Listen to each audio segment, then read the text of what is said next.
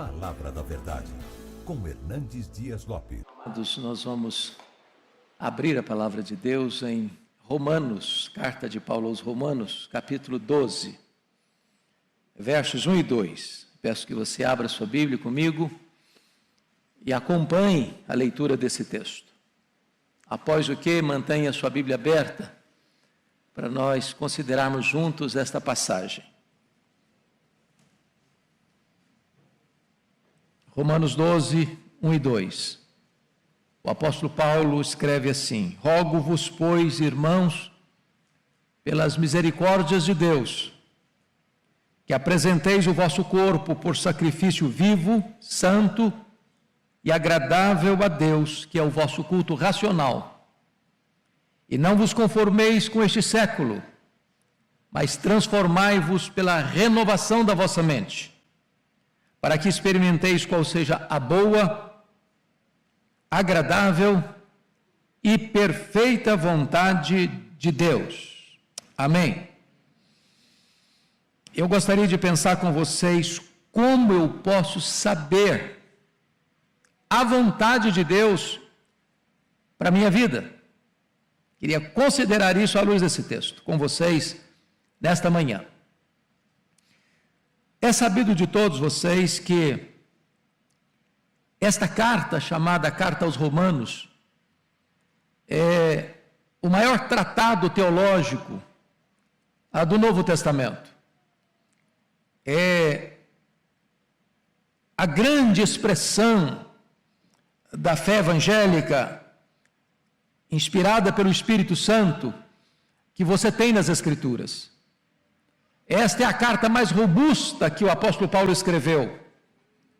Esta carta tem sido um farol na história, nos tempos de escuridão, a nortear a igreja, a dar direção ao povo de Deus, nos tempos de turbulência.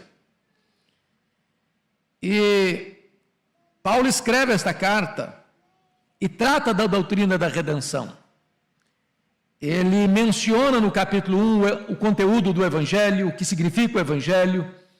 Ele menciona nos capítulos ainda 1 e 2 a necessidade do Evangelho, porque os homens estão perdidos, os homens estão debaixo da ira de Deus.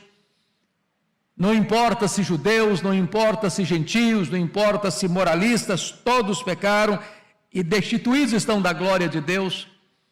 Mas Paulo abre no capítulo 3 os portais da graça e revela para nós como Deus, num plano eterno, perfeito e eficaz, planejou e executou e há de consumar a nossa redenção. Ele retrata a verdade da justificação pela fé no capítulo 3, ele exemplifica essa doutrina no capítulo 4, ele mostra os frutos dessa doutrina no capítulo 5, ele evidencia no capítulo 6 como a justificação desemboca na santificação. No capítulo 7 ele retrata o conflito que você tem mês depois da sua conversão. E no capítulo 8 ele mostra a grande obra do Espírito Santo, nos dando segurança da salvação.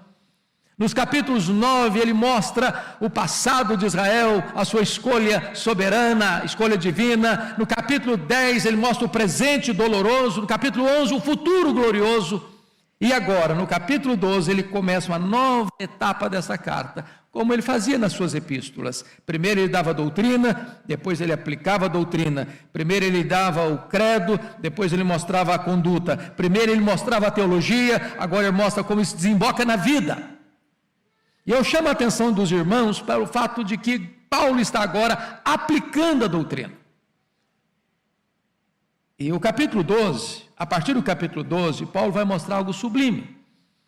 Que quando você tem um encontro com Deus, a evidência que você foi salvo, a prova de que você é uma nova criatura,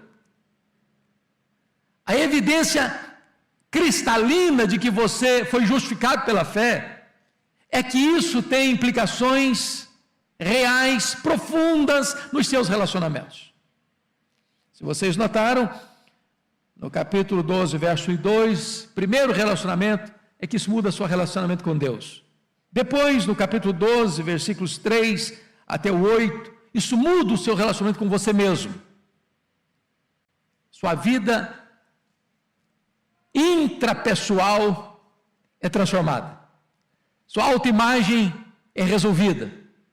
Depois, em terceiro lugar, no capítulo 12, versos 9 até o verso 16, ele mostra como isso muda seu relacionamento com seus irmãos, como você precisa amar, tratar, conviver. Mas em quarto lugar, seu relacionamento com seus inimigos, a partir do capítulo 12, verso 17 até o verso 21. Como é que você lida com isso? No capítulo 13, ele mostra como a salvação muda seu relacionamento com as autoridades constituídas, com os governantes.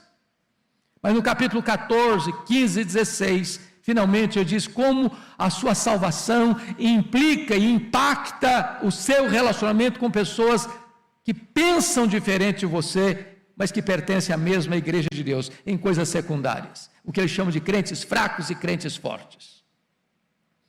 Hoje, especificamente, eu quero tratar com você, desses dois versículos, a diferença da nossa relação, a mudança da nossa relação com Deus. E como é que Paulo começa? Ele diz, rogo-vos, pois, irmãos. Chama atenção que essa palavra rogar é a palavra mais forte que tem para solicitar, mas ela implica também num rogo de autoridade.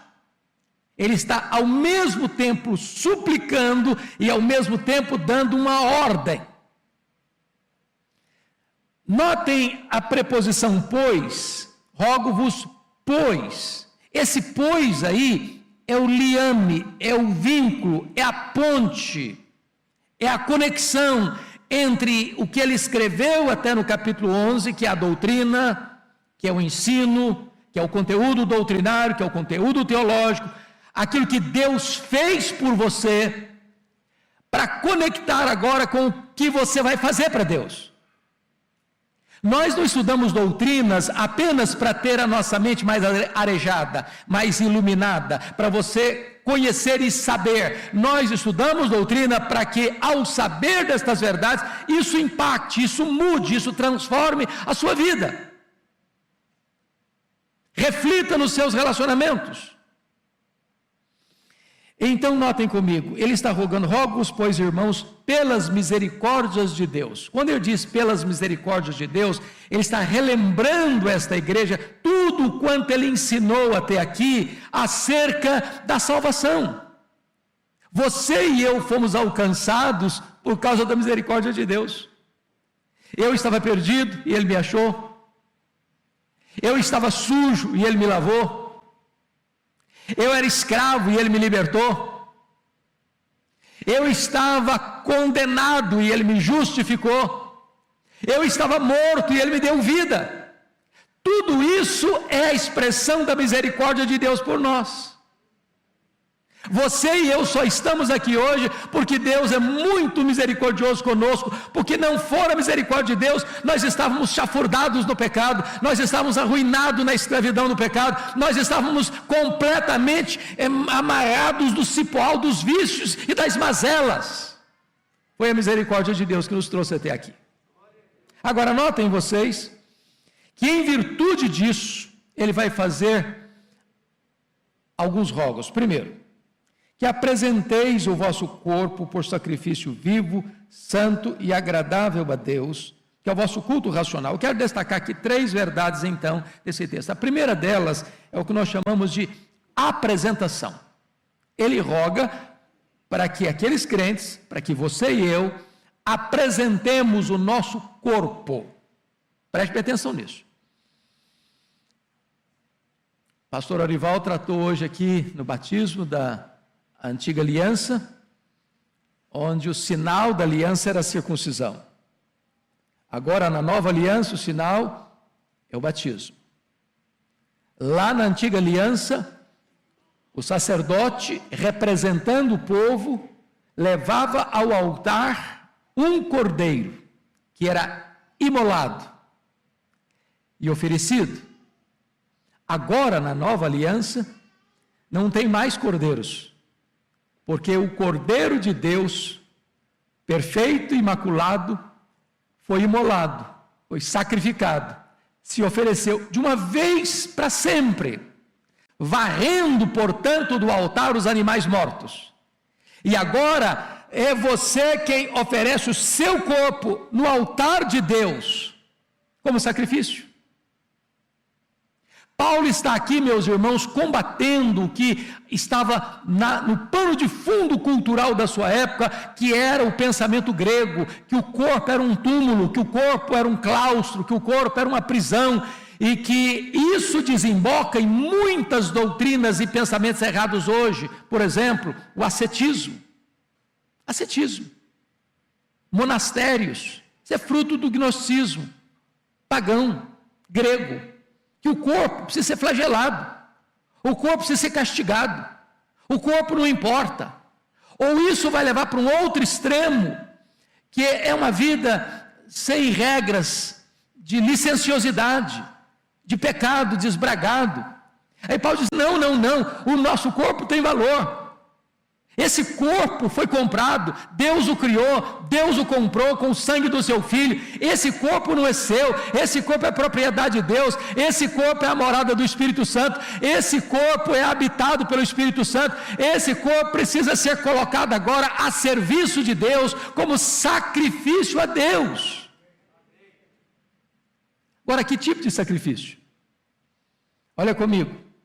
Rogo-vos, pois, irmãos, pelas misericórdias de Deus, que apresenteis o vosso corpo. A palavra apresentar aqui, na língua grega, é a mesma palavra que o sacerdote fazia para o sacrifício, onde ele colocava o sacrifício, o holocausto no altar e não podia tomar de volta.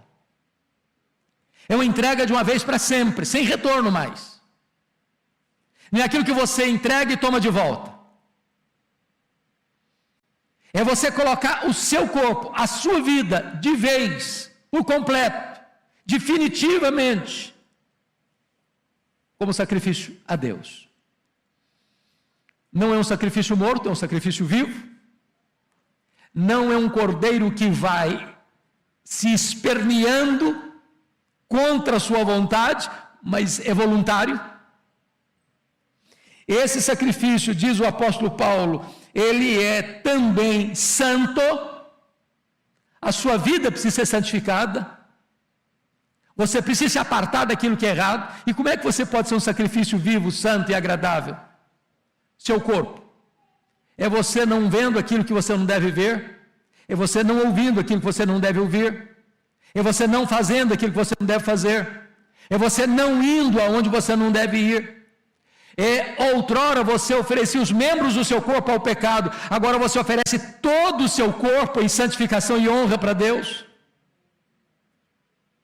E Paulo vai fazer uma afirmação aqui extremamente importante. Ele diz, essa oferta, essa apresentação é que é o seu culto racional.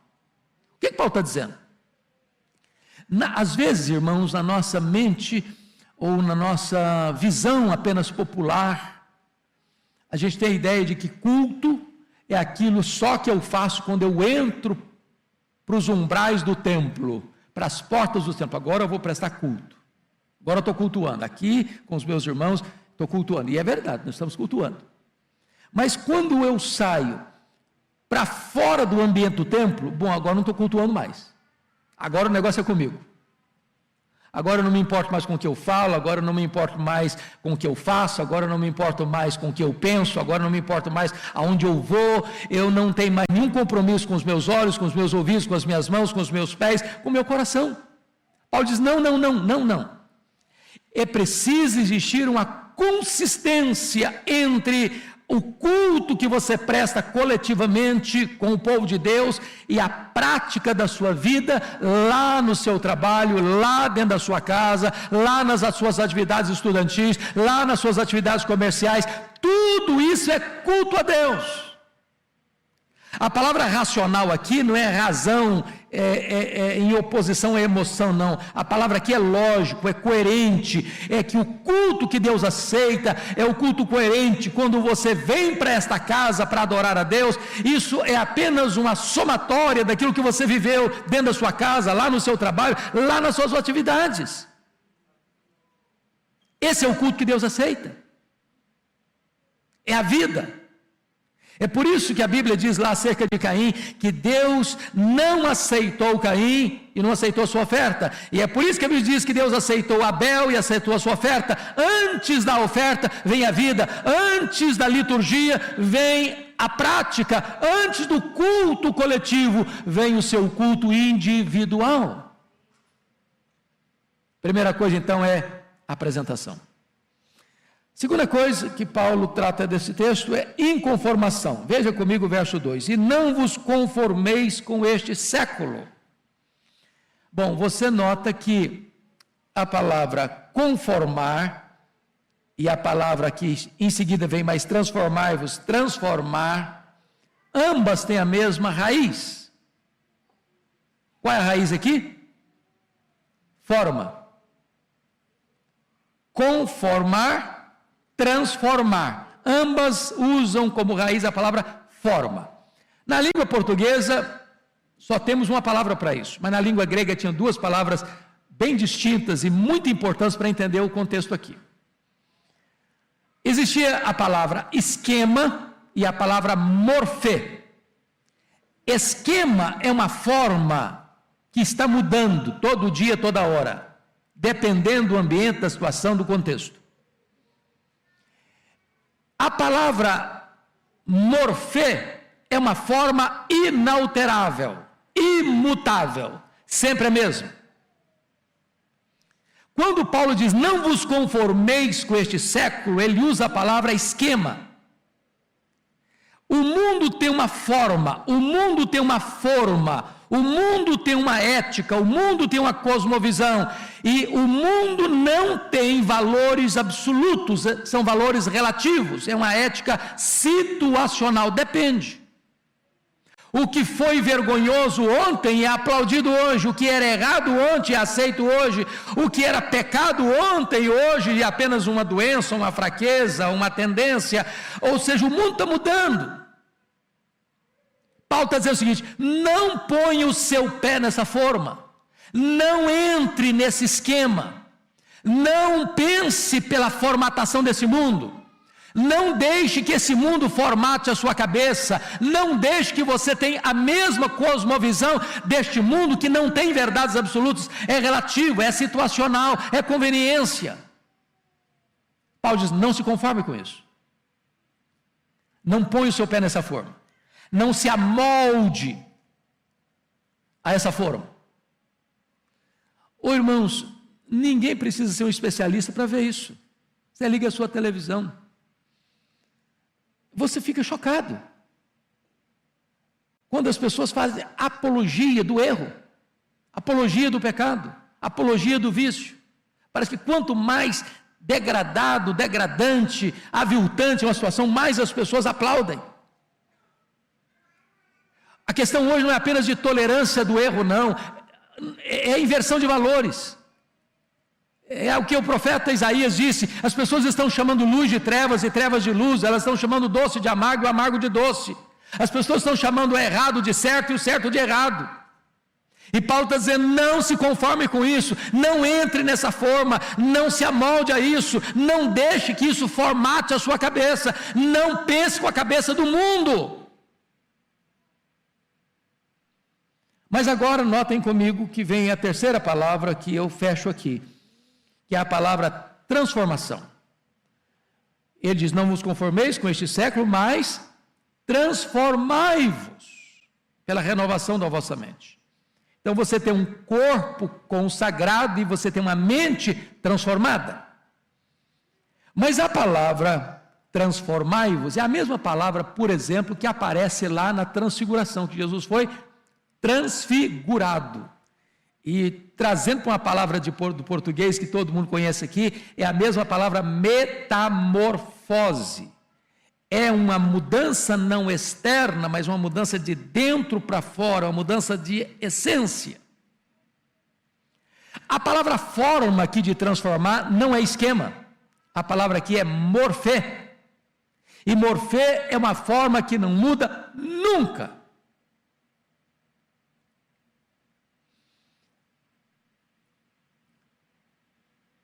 O que foi certo ontem é certo hoje. O que foi errado ontem é errado hoje. São os princípios de Deus. é a palavra de Deus. A palavra de Deus não muda. A palavra de Deus não se adequa.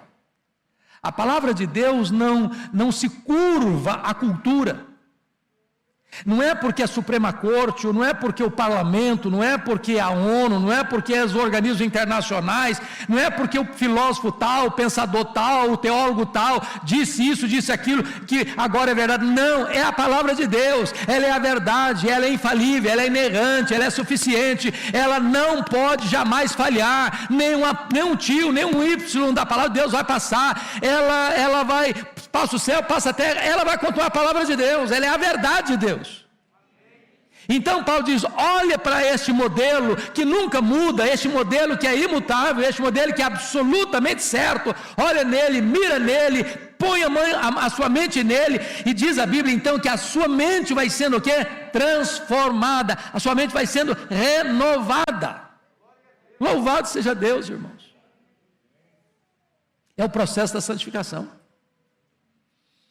Mas eu disse para vocês que o meu tema nesta manhã é como entender a vontade de Deus para a minha vida. Talvez uma das perguntas que o pastor Ival mais escuta no gabinete pastoral, eu na minha lida pastoral, ou vocês nas suas conversas interpessoais, como é que eu posso saber qual é a vontade de Deus para a minha vida? Isso não é uma coisa mística. Isso não é aqui um anjo que desce, olha, a vontade de Deus para a sua vida é isso, a vontade de Deus para a sua vida é aquilo. Conhecer a vontade de Deus, irmãos, é consequência de um estilo de vida. Quando você tem seu corpo consagrado e sua mente transformada, quando você se apresenta, quando você se inconforme, quando você é transformado, então naturalmente parece que Deus tira a venda dos olhos, parece que Deus tira o nevoeiro denso, a névoa escura, e revela, olha meu filho, a minha vontade para você é esta. Quanto mais perto de Deus, melhor você percebe o propósito de Deus para a sua vida. Quanto mais longe de Deus, mais confusa a sua mente fica, para saber qual o propósito de Deus para você, qual a vontade específica de Deus para você. Mas é curioso que às vezes a gente fala de vontade de Deus para as pessoas só na hora difícil. O cara passou por uma tragédia, irmão, é a vontade de Deus. O cara sofre um acidente, irmão, é a vontade de Deus. Aí o cara começa a achar que vontade de Deus é um negócio horrível. É só tragédia. É só problema. Mas Paulo vai dizer que a vontade de Deus para você é o quê? Boa, agradável e perfeita. Quem de nós pode ser mais sábio do que Deus? Quem de nós pode transcender Deus em bondade? É claro que por melhor que eu ache que isso é bom para mim, a vontade de Deus para mim é melhor. Eu não só enxergo alguns palmos na frente do meu nariz, eu não enxergo na curva, eu não enxergo na escuridão, eu não sei o que está lá no final, pois Deus vê no escuro, porque luz e trevas para Ele é a mesma coisa. Deus enxerga na curva, porque Ele vê de cima. Deus está lá no fim, como Ele está aqui agora. Então o plano de Deus para você é perfeito, a vontade de Deus para a sua vida é boa, a vontade de Deus para a sua vida é agradável, a vontade de Deus para a sua vida é perfeita. Deus é Pai, Deus é bom, Deus é misericordioso, e Ele tem o melhor para você, e quanto mais você andar com Ele, quanto mais você se apresentar para Ele, quanto mais você se conformar com este mundo, quanto mais você for transformado pela renovação da sua mente, mais você vai se deleitar em Deus, mais você vai conhecer a vontade de Deus, mais você vai experimentar a boa, agradável e perfeita vontade de Deus na sua vida. Que Deus nos ajude hoje a nos colocarmos no altar de Deus, para vivermos na presença de Deus e para a glória de Deus e para usufruirmos o melhor de Deus na nossa vida hoje. Vamos orar. Querido Deus, louvado seja o teu nome, porque nos trazes à tua casa, para juntos adorarmos o teu nome. Louvado seja o teu nome, Deus, porque podemos abrir a tua palavra e buscar a iluminação do teu Espírito para entendê-la, para aplicá-la ao nosso coração e vivermos de modo digno do teu nome. Santifica a nossa vida, santifica os nossos olhos, santifica os nossos ouvidos, santifica as nossas mãos, santifica os nossos pés, santifica o nosso coração. Dá-nos a bênção, meu Deus, de termos lábios puros. Dá-nos a bênção, Deus, de toda a nossa vida ser como um sacrifício agradável a Ti. E que o nosso corpo, comprado pelo sangue do Cordeiro, possa ser instrumento para a glorificação do Teu nome, para abençoar as pessoas que se relacionam conosco